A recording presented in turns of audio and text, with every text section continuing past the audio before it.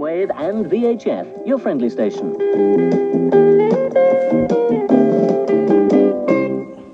BBC Radio Merseyside.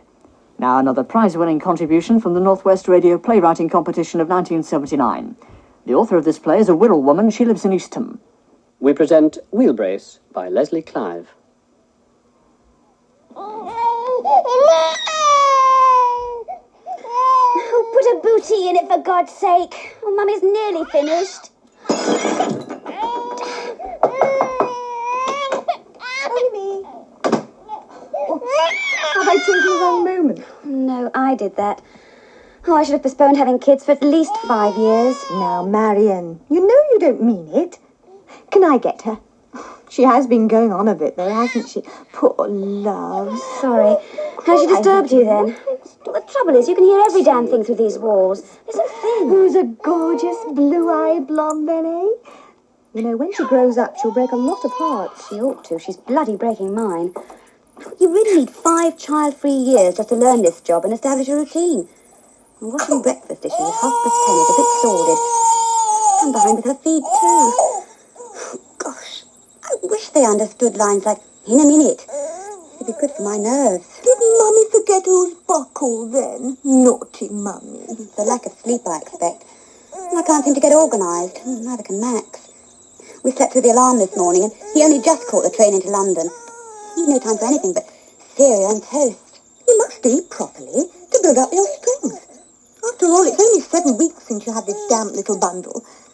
Shall I change her? Oh, would you? There's a packet of disposables in the vegetable rack.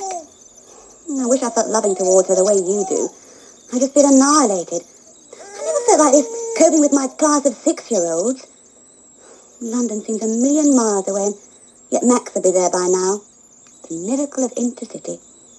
Coffee, please. You miss London, don't you? More and more. Oh, I didn't bargain for living in his constituency. I wouldn't be here now if we hadn't started Sophie the minute we got married. Blooming idiots. The plan was a flat in Hampstead with a window box and maybe an Afghan hound as the summit of my responsibilities. But then Max threw his weight behind that pill investigation, and there I was, pregnant. Ah, you wouldn't be without her, though. Try me. Oh, there are times I could chuck her out of the window.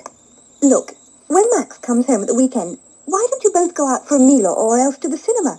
I'll gladly babysit. Bless you, but Max is speaking at the university on Friday, and Saturday morning is his surgery time as per usual. By Saturday night, he will be flaked out in front of whatever the opposition is to match of the day. Thank God.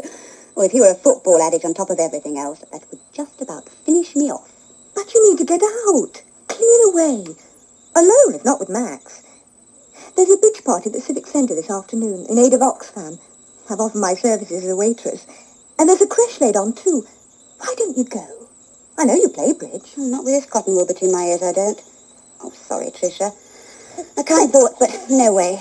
My concentration is blitzed. Well, with your permission, I'll take my lady along as if she were mine and pop her into the creche. Later on, I can meet the boys from school and swap baby talk with the mums at the gate. Whatever turns you on. Oh, it'll make me feel young again. However much you love them, twins are definitely aging.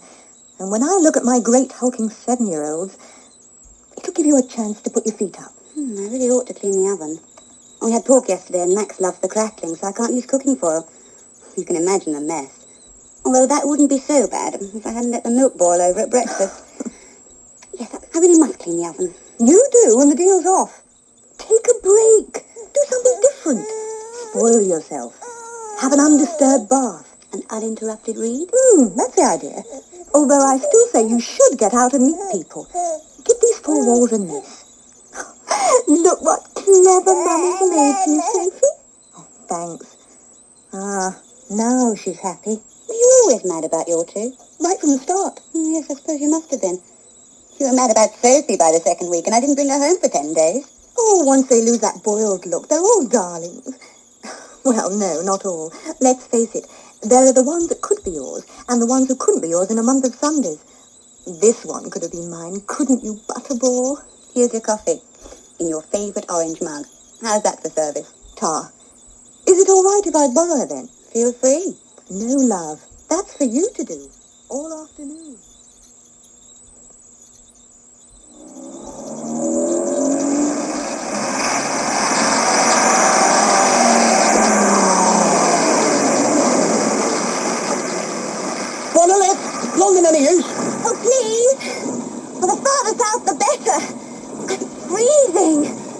Watch your skate up, love, or you'll never make it.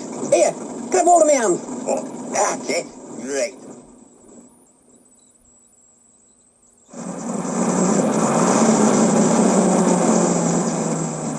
Gosh, aren't we high up? I've never ridden in a lorry before. But I've never met a girl what said gosh before neither. I've never heard of it, apart from that blonde beard brain on the telly. Hey, you're not here, are you? You look a bit like it. Well, you will do, with your hair down. I'm not hurt. Well, I used to wear my hair long when I was in my teens. My husband doesn't like it, though. In fact, he wants me to get it all cut off. Wearing it up is a compromise, I'm afraid. Well, call him a dull busy then. Long hair, sexy. Not when it's fine and wispy like mine. I have to look mature and dependable, Max says. He holds an important position, you see. Yeah, he's blooming welcome to it. Oh, the name's Eric, by the way. Marion Wyatt. I knew it'd be somewhat classy. My guess was Harriet or Elizabeth. I'm Eric Fisher, so as not to get mixed up with me dad. He's Fred. Well, Frederick, you see. I mean, he was. He died in the spring. Sorry. Yeah, well. What a smashing scent you're wearing. See, was it? A present. God, it would be. Why are you hitching? Oh, I used to do it when I was a student. Without much success. Gosh, I was so stupid. I once flagged down a black Mariah. Oh, which university? College. I was a teacher. We never had no teachers like you. Plenty with blue eyes, but none of them look like you. What? None wear their hair in a bun? Hardly. They were nuns. You're having me on. Catch me near an altar. You religious? Not really. We had Sophie baptised, of course. Sophie? Blimey. You better file it alongside Harriet and Elizabeth. Hey, get off! Oh, it's only on me hand there. Oh! Why are we stopping? We're a bit in the fields, aren't we? You're a cut up of a cabin fumble, you are. Come on. No. Let me go. Don't you dare! Oh. Ah, what's a wee kiss between mates? Stop it! Ah. No, I'll report to you. Oh, just relax, love. That feels nice, doesn't it? We're going to be great together. Get off, you sod! Oh, ow, you like playing rough, do you? No, don't. My head. You get away from me! Ladies, what itch without luggage? You're begging for it, sweetheart. Well, I'm not. I've only been married 11 months and I'm on my way to join my husband in London. Well, I love Max. My baby's just 7 weeks old and nobody's touched me since. See? So start driving right now or I'll jab this hairpin in your eye. Hairpin, nothing. Take your gloves off. What? Why? Oh, now I believe you. Your wedding rings in you and... You know, a lot of married women. They're the worst kind, love. Your husband works in London, then? He's an MP. You what? Oh, thank God I'm out of the army. The army? 2 years national service was more than enough for me. I like being the old boss, see. It's why I took this job. You can stick this sodden army. But your red cap, is he? What? Military police, your fella. He's a member of Parliament. Oh, me, Matthew, godfathers. Gets worse and worse. They can get me driving licence took off me. Don't be silly. Anyway, you never actually did anything. Well, not really. Oh, lucky. I would have done, only I had a heavy night last night. A heavy night with a great gale. Well, all you did was pull my hair down, and I really don't mind that because it's warmer this way. Weather's cold, all right. It's even nippier in Scotland where I've just been. You're from Liverpool, aren't you? Right on. I had a pick-up to do in Glasgow. I went to Glasgow once. Once is enough. Oh, I like cities. I'd never lived in the country until this year. It sounded like me. Londoner, are you? By birth and inclination. I couldn't live in the country myself. No way. Not for keeps. Well, I mean, it's too dark, isn't it? I like to see lampposts and all the shops lit up. Not to mention the pubs. The trouble is that where we live is neither one thing or the other, properly speaking. Well, there aren't any winding lanes or stepping stones. Just landscape estates, a dearth of telephone boxes, and a bus that only runs twice a day. That'll be because you've all got cars and phones of your own. Yes, but you see what I mean? It isn't countryside. I remember I set the alarm clock once so as I could hear the birds. Well, the dawn chorus. But I heard nothing I couldn't hear in Hampstead. Oh, you have to go right up into Scotland now for nature, I guess. Most hills have pylons on them. You ever been to Liverpool? No, never. It's a bit chewed round the edges, is Merseyside, but I'm happiest there. The pubs are great, you know. It's a poor night when I can't manage to call in at least a couple of them. Are the people as funny as they say? Funny? Well, yes. Are they meant to have a natural wit or something? Oh, I suppose so. Yeah. I once went to buy myself a bit of fish for me tea, and this woman in front of me was moaning on about her fella being on shift work and complaining as how he'd been in the alehouse for all of 3 hours. Then suddenly she got an idea. Give us some 2 pairs of kippers, love. That'll soon dry him out. It's years since I tasted kippers. You wouldn't get a sniff of him in Hampstead, I'll bet. I like fish. It's quick to do, see. Bloody dear, though. It's daft, innit, us being in Ireland and all. Can't your husband do something about it? Bring the price down? You're not married yourself? Oh, way. Well, it wouldn't be fair with this job. I'm on the road so much, and it's not as if I can ignore the skirt I'm offered. Pretty soon, any missus and man would be looking elsewhere and all. Then what kind of a marriage you got, eh? Your kind. Max doesn't have affairs. Maybe not, but you're already chasing after him to check his credentials. I'm not. OK, fine. Look, all I want is a night on the town, my town. Clear away from nappies and milk powder and baby oil. Where is the kid? With my neighbour, who dotes on her. Yeah, and you'll soon be with an husband what dotes on you. Happiest ending since Cinderella. But it's lucky you fessed up with me and not some other blokes. I can look after myself. Don't you believe it. Some of them would have had you for breakfast and done things you'd have been in no worry to tell your husband about. Things he ain't likely to do to you, ever. Then I'm glad it was you who came along. Ah, well, you look at that. Someone's stopping loads of cabbages up front. Bloody market gardening.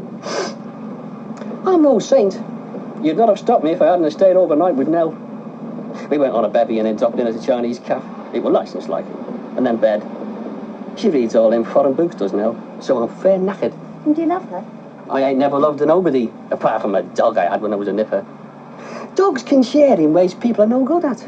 It's funny, because, of course, they can't talk and out like that. But Beano's been dead, must be 30 years. And I can still remember his eyes. Like, I've already forgotten Nell's, but plain as plain, I can see Beano's. I wasn't allowed a dog. We lived in a maisonette. Come again, love? A posh name for a flat.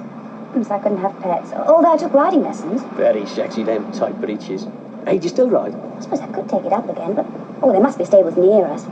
But I doubt if I'd fit into my jodhpurs now. Well, since having Sophie, I've lost my waistline. 7 weeks he's now. The way you women go on. Nell's convinced she has these terrible stretch marks from having a kid. You're all daft. You look great. But if you're really worried, then try a couple of saunas. I often nip in the sauna. That's me get rid of me big beer belly. You don't have a real middle-aged spread. No, so do I. Because I decided when I was coming up 40 to quit smoking and do a bit of keep fit, like. You tell your husband to try it, lest you want him to peg out on you. Max plays squash. Oh, I thought you drank that. It's a game. Ah, no. Don't laugh. But I play table tennis. Well, I'm too old to join a footy team, and I'd feel a right dope running around Sevy Park on me jacksie. So I settled for table tennis. And swimming. I like swimming. Oh, I love snorkelling. You go to Corfu and the water's ideal. Max taught me how to snorkel. It's fascinating. It's a whole world and time removed from England. Tiny little fish like animated jewels and fierce sea battles between prehistoric creatures. Tanks with cruel pincers. It's wonderful. You could have had an aquarium. In a flat when you was a nipper, you could have had fish. Yeah, I could keep them now. We can afford some beauties, rare specimens. Sophie would enjoy watching them, and I could put a tank in her bedroom and catch up with the housework. It's a bright idea. Thanks. You brought Sophie into it. I was thinking of you. That's motherhood, you see. Men may come and men may go, but kids keep on forever, as my granny used to say. It's true. So I know it.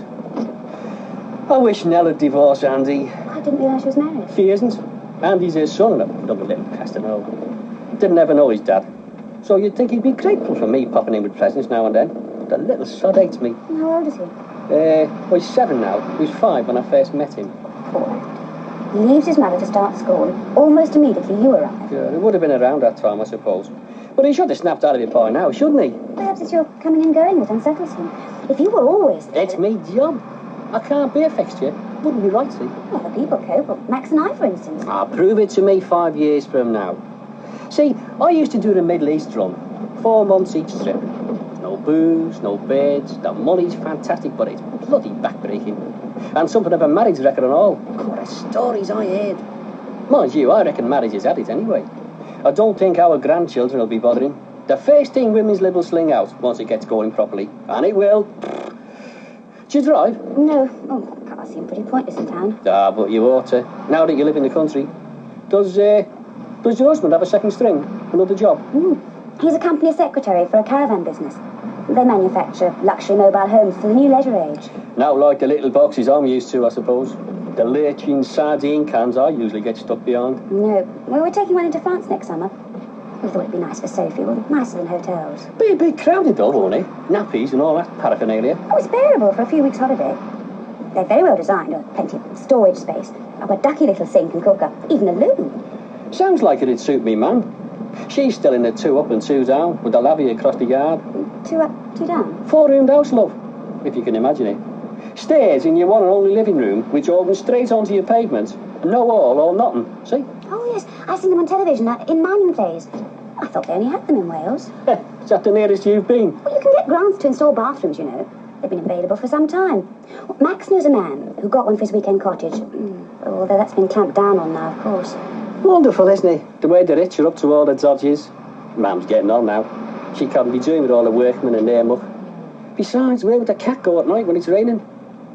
Me mam missed her chance, if that were it. She's too old for the upset, see? It's all she can manage to cook me a frozen chicken when I goes over for Christmas. But don't look at me like that, love. I'm not living with no old Betty, even if she is me mother. I look in on her once a week, and that's enough. Our kid lives close by and does a bit of cleaning and shopping regular. Are your parents alive? Yes, they're both well, thank goodness. Soft life, I suppose. When my dad died, he was 64. He was due to retire, like. Bloody shame. He had great plans for his pigeons. Well, they're not worth eating, much too small. Why are we stopping? Oh, I have to fix up a phone call to see if me digs are all right for tonight. And I want a cup of tea, even if you don't. Yeah, look, Sheena's looks okay. You mean over the road? Do you think so? It's your average pull-in. It's all right, the purple curtains put you off, love. No, the plastic parrot. It goes with the plastic tomatoes. Plastic tomatoes? On a table to hold the sauce. Come on, then, if you're coming. I can't take you down no terraced houses, because I don't know nobody round here. But I can surely show you a transport calf. Yes, all right. Goes on, yeah. Come on, then. Here we are. This'll do. You've picked a good table, haven't you? Somebody spilt gravy all over it. That's tea, that is. It's a real thick brew. Here, you sit on this side, then. Now, what'll you have? Not tea. Coffee? Milk. Ah, no, you need some hot. Your nose is all red. It isn't, is it? Where's my compact? Coffee, then. Sausage sarnie, fried eggs, hamburger? No, thanks. I'm having a sausage sarnie, cottage pie and chips. Cottage pie and chips? Everything comes with chips here, love, apart from the soup. Well, I suppose tomato soup will be safe. Fine. Coming up. Red nose, indeed. He should fix the heat on that cab of his. Could I be getting a pimple? Oh, damn. They'll give us a shout when we butty's ready. There you are, tomato soup. Salt and pepper? No, thanks. Okay, is it? Yes, it is if I close my eyes. Fancy putting red soup in a dark blue bowl on a bottle green tablecloth. Yeah, men don't notice things like that. Max would. Most fellas would have too much to think about. Isn't it funny? You can cook and Max can't. Yet he notices what he eats and you don't. His mug's chipped. Yeah, I'd have mine. Oh, well, please yourself. Max always says to hold a cafe cup in your left hand. Because then, most people being right-handed, you miss some of the germs. He's a lot of fun, your Max, isn't he? Look, love, whatever you may have heard, you don't get VD from a chipped mug. Though if a camel bites you, you can get it all right. And try telling that to your nearest and dearest. Anyway, I'm going to make a phone call and fix up me digs. Now, you just sit there blowing on your coffee while I sort myself out for tonight. Let's see. Alice Boyd does a belly-filling supper, but Mary Davies has got the colour telly. On the other hand, she only has the 2 beds, and she's often full up.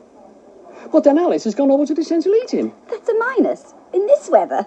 Gosh. Well, you can't sit and think by a blooming radiator, can you? You feel right daft. But you can sure get your life sorted out in front of a proper fire. And it's not likely for making toast. I has one back in the pool. Aye, I'll try Mary first. It's decisions all the time, innit? Back soon, love. This isn't at all bad, actually. Provided I keep my eyes shut. Oh, but I can't possibly have the coffee. Oh, I wonder how much it cost. And the soup. Oh, I'd have to pay my share. Can I afford to? Oh, what's in my purse? Oh, 37p. Why is that woman waving at me? Oh, it'll be a sandwich. God, has he paid for it? Well, if not, I'll have to, but surely these places can't charge very much. All right, I'm coming.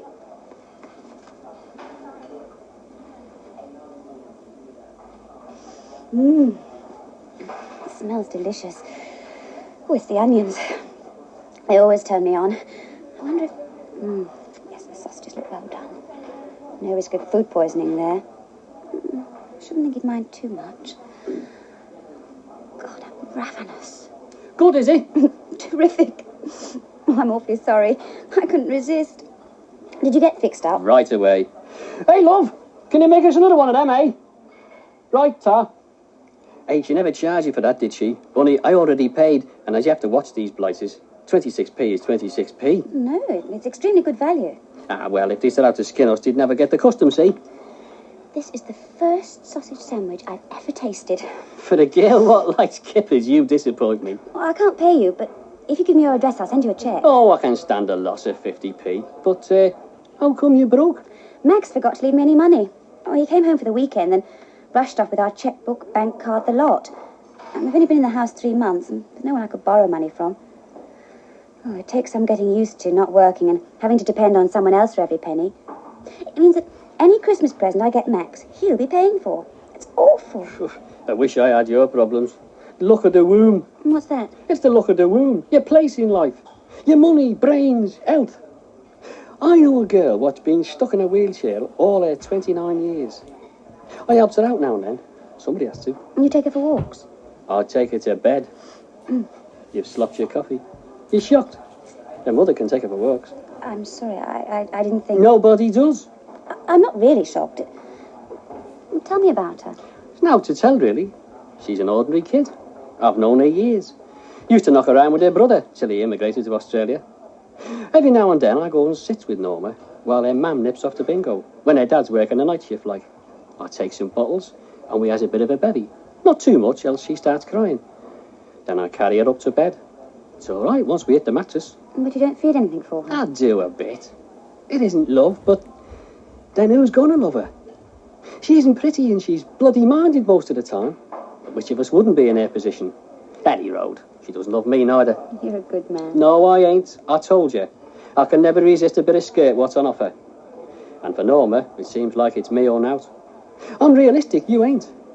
Like, you can trust a neighbour with your kid, but you can't borrow any of the readies off her. He's daft, that. And my butty's waiting. Excuse me. What an incredible story. It's like Rasputin. I've never met anyone so matter-of-fact.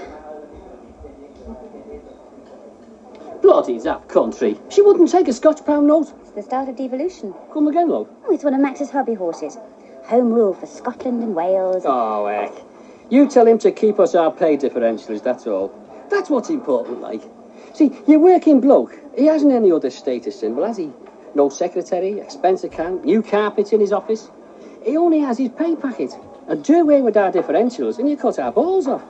Tell him that. These days we don't seem to talk much about things that matter. But I'll try. Does Norma work? Yeah, assembling plastic toys. There's a rush on just now for Christmas. It's bloody exploitation what they pay them girls. But she's saving up to buy me some leather gloves because she reckons they're the best for driving in. With me, I'd as soon stick with these woolians Nell knitted for my birthday. That's it, you see. If I marry Nell, then Norma goes hang. For one thing, she's in the pool and I'd be in Glasgow. Nell's flat is better than my place, so there'd be no sense in not living up there. And Nell'd never understand about Norma. Bound to come out in some row sometime. That's marriage, isn't it? Them's the weapons. I don't know why women go such a bundle on it. I think for most of them, it's the wedding they want, not the rest. Why do you get married any road? You don't have to these days. We're conventional people, I suppose. You don't look no happier on it. Mind you, if you don't marry, you don't get no presents neither. You have the same outlay, but no toast racks. There's that, yes. All the fun of the bride's notebook at Harrods. Oh, I love presents. I remember getting a doll's house when I was 3. Mummy and Daddy had a real craftsman make it. He even had 1957 over the door. I kept it very carefully. Sophie will love it too. It has electric lights. And an inside lavvy, I'll bet. When I was a kid, toys was in short supply. That was partly the war and partly bloody poverty. We usually played kick the can or shadow tick. Shadow tick needed the sun to be shining. I wish it was spring. I love the sun. I like weather. Any kind, really. How it changes. I learned to like ours when I was out east. I even like winter now. You're quite right. We should appreciate it more. We'll take the best from every season. Think of roast chestnuts instead of chilblains. Get away. You never had no chilblains in your life. I've read about them. You're not half bad, you know. Gosh, thanks. I don't talk much to girls. Well, it's usually just to chat up the bed bit and then ta-ra, well, I never meet him any other time. But I'm talking to you. Same here in a way. I mean, I've never met anyone like you. All the people I know are like Max and Trisha, my neighbour, well, like me. With everything planned out. Snug, careful lives. Well, the pregnancy took me by surprise. Well, it was the first thing ever to happen to me that I hadn't arranged. It wasn't altogether unpleasant. The new feeling of not being in control. It's partly why I tried hitching today. Oh, I had no money either. I'm so sick of being safe, cocooned, protected. Yeah, kid. There's a lot of us out here not so safe as that. Norma, for instance. Since leaving London, I've been lonely in the new house. But it'll change now. I can change it. I'll learn to drive and I'll get that aquarium. It's a start. Hey, if you're looking for real excitement, I could always drop in for a cuppa when I'm on the Glasgow run. You couldn't park a lorry in Montague Crescent. People would talk, would they? People would talk. Well, the curtains would semaphore. The Venetian blinds do Morse code. I get the picture, love, and I was joking. Were you? Yeah. I think we'd better be going, if you're not going to miss dinner. See, it's me tea, girl. You're right, though. It ain't far now. It won't be long before you're reunited with his nibs. Come.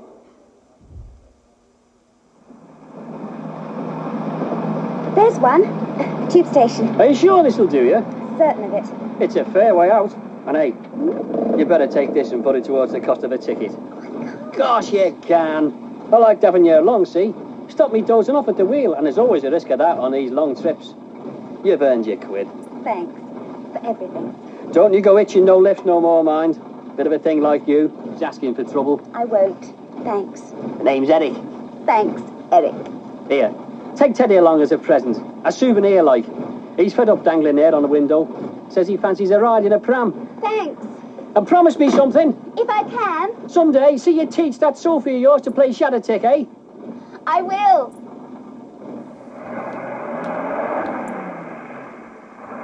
I really believe I will.